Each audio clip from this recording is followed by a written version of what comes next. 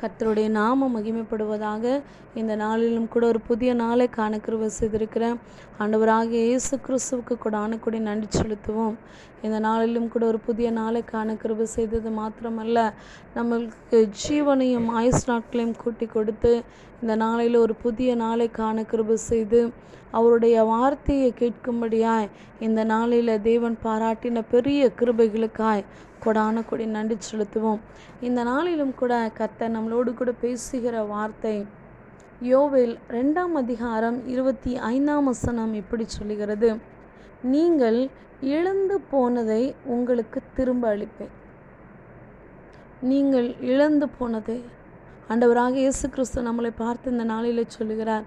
நீங்கள் எந்த காரியத்தை இழந்து போயிருக்கிறீங்களோ அதை உங்களுக்கு இந்த நாளிலே திரும்ப அளிப்பேன் என்று சொல்லி கர்த்தர் சொல்லுகிறார். ஒருவேளை இதை கேட்டுக்கொண்டிருக்கிற உங்களுடைய வாழ்க்கையில், உங்கள் குடும்பத்தில், உங்களுடைய தனிப்பட்ட வாழ்க்கையில் ஒருவேளை சமாதானத்தை இழந்திருக்கலாம், நிம்மதியை இழந்திருக்கலாம், சந்தோஷத்தை இழந்திருக்கலாம், குடும்பத்தினுடைய ஆசீர்வாதங்களை இழந்திருக்கலாம், வேலை இழந்திருக்கலாம், ஒருவேளை குடும்பத்தினுடைய காரியங்கள், உறவுகளை இழந்திருக்கலாம். எல்லா சூழ்நிலைகளையும், நன்மையான காரியங்களை ஒருவேளை நீங்கள் இழந்திருந்திருக்கலாம். இழந்து போய் உங்களுடைய வாழ்க்கை கேள்விக்குறியாய் வாழ்ந்து கொண்டிருக்கலாம். நரக வாழ்க்கை வாழ்ந்து கொண்டிருக்கலாம். மரண போராட்டத்தோடு வாழ்ந்து கொண்டிருக்கலாம். வியாதியின் நிமித்தமாய் மருத்துவமனைக்கு செலவு செய்து பணங்கள் எல்லாவற்றையும், சொத்து ஆஸ்தி எல்லாவற்றையும் இழந்திருந்திருக்கலாம். ஆனால் கர்த்தர் இந்த நாளில் நம்மளோடு கூட பார்த்து பேசுகிற வார்த்தை, நீங்கள் இழந்து போனதை நான் உங்களுக்கு திரும்ப அளிப்பேன் என்று சொல்கிறார். நான் திரும்ப உங்களுக்கு கொடுப்பேன் என்று சொல்லி இந்த நாளில் கர்த்தர் வாக்குத்தத்தத்தை கொடுக்கிறார். அவர் சொல்லாகும், அவர் கட்டளையிட நிற்கும், அவர் பொய் சொல்ல மனிதன் அல்ல, அவர் மனம் மாற ஒரு மனுபுத்திரன் அல்ல என்று சொல்லி பார்க்கிறோம். அவர் இந்த நாளில் சொல்லுகிறார், நான் உங்களுக்கு திரும்ப கொடுக்க போகிறேன் என்று சொல்லுகிறார். அவர் நமக்கு திரும்ப கொடுக்கணும், நம்ம இழந்து போன காரியத்தை நமக்கு திரும்ப கொடுக்கணும் அப்படின்னா நம்ம ஒன்று நம்மளும் திரும்பி கொடுக்கணும். நம்மளும் திரும்பி ஒரே ஒரு காரியம் செய்யணும்.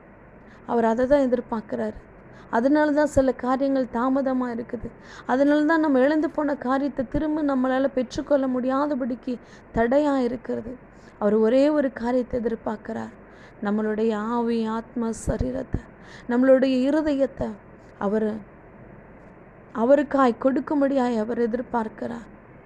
உலகத்துக்கு கொடுத்து விட்டு நம்மளோட சிந்தனைகளையும் யோசனைகளையும், நம்மளுடைய இருதயத்தை உலகத்துக்கு கொடுத்து விட்டு, உலக காரியங்களுக்கு, மாயமான பொய்யான அன்புக்கு நம்மளை கொடுத்து விட்டு இழந்து போனதை மாத்திரம் அவர்கிட்ட எதிர்பார்க்கக்கூடாது. அவர் எதிர்பார்க்கிற காரியம் நம்மளோட உண்மையான இருதயத்தை அவர் எதிர்பார்க்கிறார்.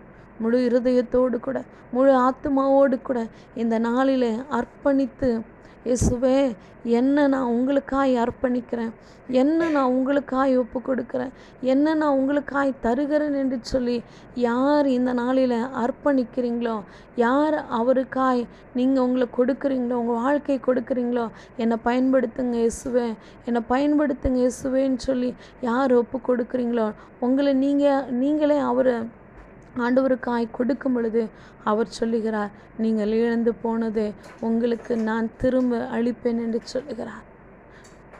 திரும்ப கொடுப்பேன் என்று சொல்லி வாக்குத்தத்தத்தை கொடுக்கிறார். வேதத்திலே பார்க்கிறோம். யோபுவினுடைய வாழ்க்கை எல்லாருக்கும் தெரியும். யோபுவை குறித்து கர்த்தர் சாட்சி கொடுக்கிறார். அவன் உத்தமனும் சன்மார்க்கனும், தேவனுக்கு பயந்து பொல்லாப்புக்கு விலகுகிறவனுமாகிய ஒரு மனுஷன், பூமியில் ஒருவனும் அவனை போல இல்லை என்று சொல்லி பார்க்கிறான். கர்த்தர் சாட்சி கொடுக்கிறார்.